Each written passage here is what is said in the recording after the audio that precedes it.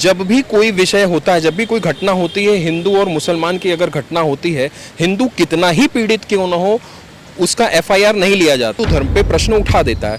क्या उसी मंच से उतनी ही आसानी से ठाकुर साहब ये कह सकते हैं क्या कि आप मस्जिद में जाइए, मस्जिद सबका है, मस्जिद में जाके आप हनुमान चालीसा पढ़ सकते हैं, मस्जिदों में जो ज़कात आती है उस पर सारे हिंदुओं का उस पर राइट्स है। कैसे? सबसे पहले तो उसके आधार कार्ड की जांच होनी चाहिए कि उसका आधार कार्ड सही है भी या नहीं, उसके बैकग्राउंड की जांच होनी चाहिए। क्या पुलिस ने ये सब जांच किया? वो कहाँ से आए हैं, कहाँ के रहने वाले, उनका मूल क्या है, उनके 60-65 साल के जो डॉक्यूमेंट्स हैं वो पूरे चेक किए। अनुमति नहीं होनी चाहिए प्रवेश करने की। ऐसे लोगों को मार के जूता चप्पल से तोड़ फोड़ करके भगा देना चाहिए इन लोगों को। पर अपनी इतनी जिहादी मानसिकता से यहाँ पर वो आया हुआ है, तो ऐसे लोगों को बंद करो। अगर आप लोग नहीं बंद कर सकते हो तो गरबा ऑर्गेनाइज करना बंद करो। अगर आप लोग ऑर्गेनाइज करना बंद नहीं करोगे तो जबरन हम लोग सड़क पे उतर कर हम लोग ही बंद करवा देंगे आपका ये सब चीज़। हमारी चेतावनी, आप उस चेतावनी को याद रखिए वापस से सभी लोग। अगर तो नवरात्रि में जो गरबा खेलते हैं वो प्रसाद भी ग्रहण करते हैं, वो गौमूत्र भी ग्रहण करते हैं, तो वो भी उनको ग्रहण करना चाहिए ना। तिलक भी लगाना चाहिए ना वहाँ पे। सिर्फ गरबा खेलने के लिए वहाँ चले जाते हैं, वो सिर्फ गरबा खेलने वालों को बैन। दूसरी बात जो उन्होंने कही कि हम किसी के कपड़े खोल के तो नहीं देख सकते। कपड़े खोल के नहीं देख सकते। आपने अपने कॉलेज में जो विद्यार्थी उनकी पहचान कैसे करते हो? आप आईडी से करते हो ना, उसी प्रकार से आप आधार कार्ड देख सकते। नमस्कार, मैं हूं सिद्धार्थ मिश्रा और आप देख रहे हैं भगवा 24। विवाह कॉलेज में जो लव जिहाद चल रहा है उसे लेकर हिंदू संगठनों में काफ़ी आक्रोश है। हालांकि एफआईआर दर्ज हो चुकी है। आइए जानते हैं कि आपकी क्या राय है। विवाह कॉलेज में जो कांड हुआ, जो लव जिहाद पे हिंदू लड़कियों को टारगेट किया जा रहा है रूल नंबर 1 के नाम पर, फिर बोल रहे हैं कि ब्राह्मण है करके, इस पर आपकी क्या प्रतिक्रिया है? देखिए, कई वर्षों से हम लोग लव जिहाद के विषय पर काम कर रहे हैं और हम सतत ये कहते आ रहे हैं कि लव जिहाद एक बहुत बड़ा विषय, बहुत बड़ा षड्यंत्र है जो पूरे भारत के साथ साथ वसई विरार में जड़ों तक घुसाया जा रहा है। और ये घटना होने के 2-3 दिन तक तो बातें दबाई रखी गई, आज उजागर हुई हैं। तो समझिए कि ये ऐसी घटनाएं पहले कितनी हुई होंगी और उन सब घटनाओं को कितनी बार दबा दिया गया होगा। और ये घटना बहुत बड़े षड्यंत्र की तरफ इशारा करती है और ये इशारा करती है कि ये जो 2 लड़के पकड़े गए हैं या जो भी पकड़ा गया है वो कोई अकेले नहीं है, इनका पूरा नेक्सस है।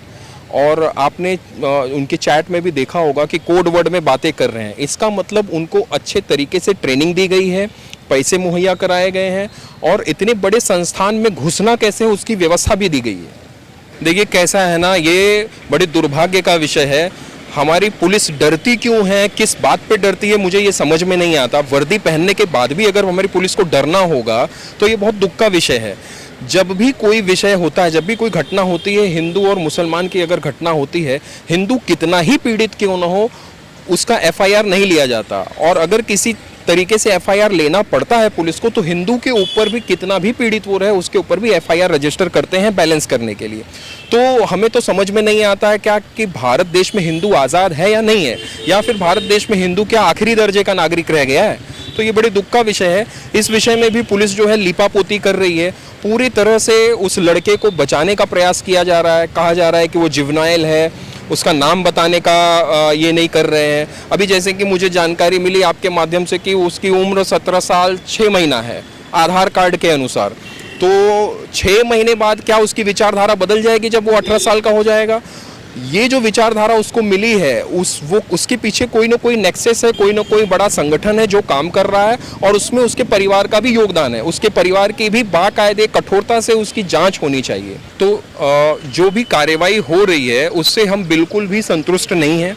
विषय की लीपापोती की जा रही है और कहीं ना कहीं पुलिस प्रशासन के द्वारा ये बताया जा रहा है, ऐसे जिहादी मानसिकता वाले लोगों को ये बताया जा रहा है कि भाई तुम ऐसी घटनाएं करो, हिंदू महिलाओं के साथ छेड़छाड़ करो, उनका बलात्कार करो और तुमको जुवेनाइल के नाम पे हम छोड़ देंगे।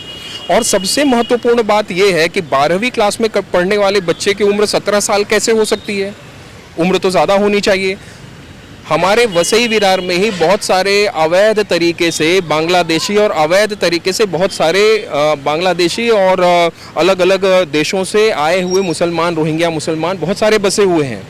उन्होंने बहुत गलत तरीके से पैन कार्ड, आधार कार्ड, ये डॉक्यूमेंट्स बनवाए हैं। उसके सबसे पहले तो उसके आधार कार्ड की जांच होनी चाहिए कि उसका आधार कार्ड सही है भी या नहीं, उसके बैकग्राउंड की जांच होनी चाहिए। क्या पुलिस ने ये सब जांच किया? वो कहाँ से आए हैं, कहाँ के रहने वाले, उनका मूल क्या है, उनके 60-65 साल के जो डॉक्यूमेंट्स हैं वो पूरे चेक किए। तो सबसे पहले तो उसकी भारत की नागरिकता ही असली है या नहीं है, उसका आधार कार्ड असली है या नहीं, इस पे जांच होनी चाहिए। तो हम पुलिस की कार्रवाई से संतुष्ट नहीं हैं।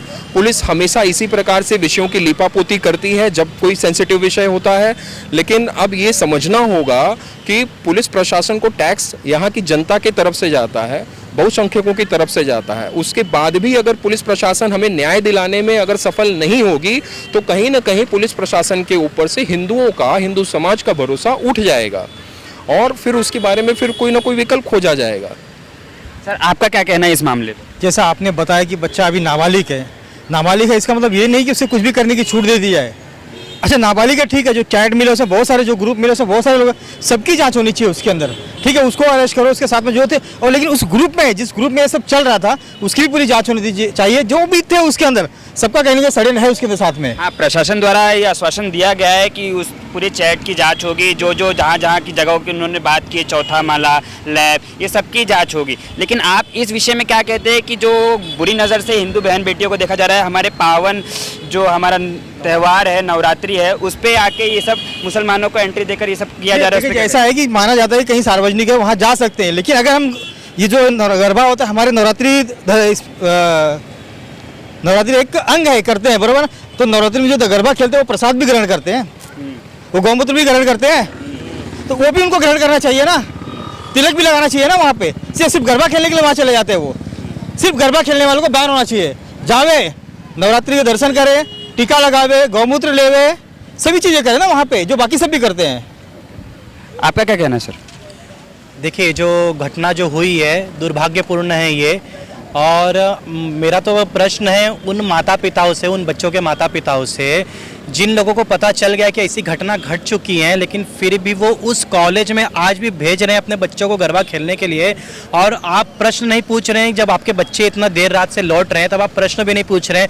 मैं सिर्फ वही कॉलेज के बच्चों से नहीं, जहाँ पे भी गरबा खेल रहे हैं, क्या उन माँ बाप का थोड़ा भी यहाँ पे कोई उनकी जिम्मेदारी नहीं है कि हमारे बच्चे कहाँ जा रहे हैं, कहाँ गरबा खेल रहे हैं? और उन मंडल वालों से भी मैं कहना चाहूँगा कि आप लोग अगर नज़र नहीं रख पा रहे हैं कि हमारे धार्मिक कार्यक्रम में कोई बाहर का कोई मुसलमान आ रहा है और आकर अगर वो यहाँ पर खेल रहा है और अपनी इतनी जिहादी मानसिकता से यहाँ पर वो आया हुआ है, तो ऐसे लोगों को बंद करो। अगर आप लोग नहीं बंद कर सकते हो तो गरबा ऑर्गेनाइज करना बंद करो। अगर आप लोग ऑर्गेनाइज करना बंद नहीं करोगे तो जबरन हम लोग सड़क पे उतर कर हम लोग ही बंद करवा देंगे आपका ये सब चीज़। हमारी चेतावनी, आप उस चेतावनी को याद रखिए। वापस से सभी लोग, अगर ऐसे जिहादी मानसिकता वाले लोग आते हैं, और इससे कोई भी जिहादी हमारे गरबा में प्रवेश नहीं करना चाहिए। जब हम उनके मस्जिद में प्रवेश नहीं करते, हम उनके किसी भी त्यौहार में प्रवेश नहीं करते, तो उनको भी ये जरा भी अनुमति नहीं होनी चाहिए प्रवेश करने की। ऐसे लोगों को मार के जूता चप्पल से तोड़ फोड़ करके भगा देना चाहिए इन लोगों को। हमारे साथ और भी लोग हैं, आइए उनसे जानते हैं कि उनके इस विषय में क्या राय है। भारतीय जनता पार्टी, हमारे पास भारतीय जनता पार्टी के पदाधिकारी हैं केवट जी, आइए उनसे जानते हैं कि इस विषय में प्रशासन इसको किस नज़रिए से देख रहा है और भारतीय जनता पार्टी का क्या नज़रिया इस पे। जय श्री राम। बड़ा दुर्भाग्य विषय है ये, और जैसे अभी राहुल सोनी जी ने कहा कि माँ बाप की भी जिम्मेदारी बनती है कि बच्चियाँ कहाँ आ रही हैं, कितने बजे आ रही हैं। और दूसरा, हर पंडालों का अगर आप बहन बेटियों का वहाँ सुविधा और सुरक्षा नहीं दे सकते हैं तो ऐसा ऑर्गेनाइज प्रोग्राम ना करवाएं।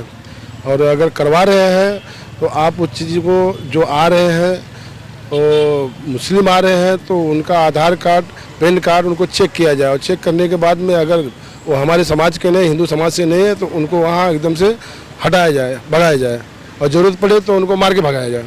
देखिए, जो कॉलेज के जो संचालक हैं और पूर्व विधायक भी रह चुके हैं, हितेंद्र ठाकुर जी एक सम्माननीय नेता हैं, और उनको वसई की जनता प्यार से लोक नेता कहती है। और अगर उनकी तरफ से ऐसा बयान आता है तो वो कहीं ना कहीं दुखद है, हर किसी के लिए दुखद है। उन्होंने पहले तो कहा कि ये गरबा का कार्यक्रम सार्वजनिक कार्यक्रम है, उसमें जो चाहे वो आ सकता है। ऐसा किसने बोल दिया? कहाँ पे ऐसा लिखा हुआ है? तो भैया बिल्कुल लिखा हुआ है। आपने कहाँ से पता किया कि नहीं लिखा हुआ है? जितनी आसानी से कोई भी नेता, अपने आप को सेक्युलर कहने वाला कोई भी नेता बड़े आसानी से हिंदू धर्म को सॉफ्ट टारगेट बना लेता है, हिंदू धर्म पे प्रश्न उठा देता है। क्या उसी मंच से उतनी ही आसानी से ठाकुर साहब ये कह सकते हैं क्या कि आप मस्जिद में जाइए, मस्जिद सबका है, मस्जिद में जाके आप हनुमान चालीसा पढ़ सकते हैं, मस्जिदों में जो ज़कात आती है उस पर सारे हिंदुओं का उस पर राइट्स है? कह सकते हैं क्या? कह सकते हैं क्या हिंदू होने के नाते आप हज में जा सकते हो, हिंदू होके भी हज में जा सकते हो, हज पे जा करके वहाँ पर आप पूजा पाठ अपने तरीके से कर सकते हो? कह सकते हैं क्या? नहीं कह सकते ना। तो फिर हिंदू धर्म को ही टारगेट क्यों बनाया जाए? हिंदू धर्म को ही इतना अपाहिज बनाने का प्रयास सेक्युलर नेताओं का क्यों है? क्या उन्हें हिंदुओं के वोट का कोई कीमत नहीं है, कोई महत्व नहीं है? दूसरी बात जो उन्होंने कही कि हम किसी के कपड़े खोल के तो नहीं देख सकते। कपड़े खोल के नहीं देख सकते, आपने अपने कॉलेज में जो विद्यार्थी उनकी पहचान कैसे करते हो? आप आईडी से करते हो ना। उसी प्रकार से आप आधार कार्ड देख सकते थे, उनके अन्य डॉक्यूमेंट्स देख सकते थे, कॉलेज आईडी देख सकते थे। अगर इसके अलावा अगर आपको लगता है कि ये कर पाना बहुत मुश्किल है तो ऐसे कार्यक्रम नहीं आयोजित करने चाहिए कि जहाँ पर हिंदुओं की बहन बेटियों के साथ ऐसा व्यवहार हो। और अगर ऐसे कार्यक्रम आयोजित करते हैं जो लोग भी, मैं केवल उन्हीं को नहीं कह रहा हूँ, जो लोग भी या तो अपनी नेतागिरी चमकाने के लिए या तो पैसे कमाने के लिए अगर हिंदू धर्म का इस तरीके से मखौल उड़ाते हैं, मजाक उड़ाते हैं और हिंदू बहन बेटियों को टारगेट करके लव जिहाद को अगर बढ़ावा देने का कार्य करते हैं तो अब हिंदू समाज उसका मुंह तोड़ जवाब देगा। तो राष्ट्र प्रथम द्वारा या हिंदू संगठनों द्वारा क्या आगे प्रतिक्रिया होगी? इसका कार्रवाई नहीं हुई? देखिए, अभी आपने सभी मीडिया के जो बंधु हैं उन सब ने देखा होगा कि जितने भी हिंदूवादी लोग हैं उन सबके दिलों में आग जल रही है। जितने भी हिंदू हैं वसई विरार में रहने वाले, और वसई विरार का ही हिंदू नहीं, पूरे भारत में इस घटना से हिंदुओं के हृदय में आग जल रही है। अगर इस पर कठोर कार्यवाही नहीं होती है और पुलिस प्रशासन इसी तरीके से लीपापोती करती है तो एक बहुत बड़े आंदोलन के लिए, जन आंदोलन के लिए प्रशासन को तैयार रहना पड़ेगा।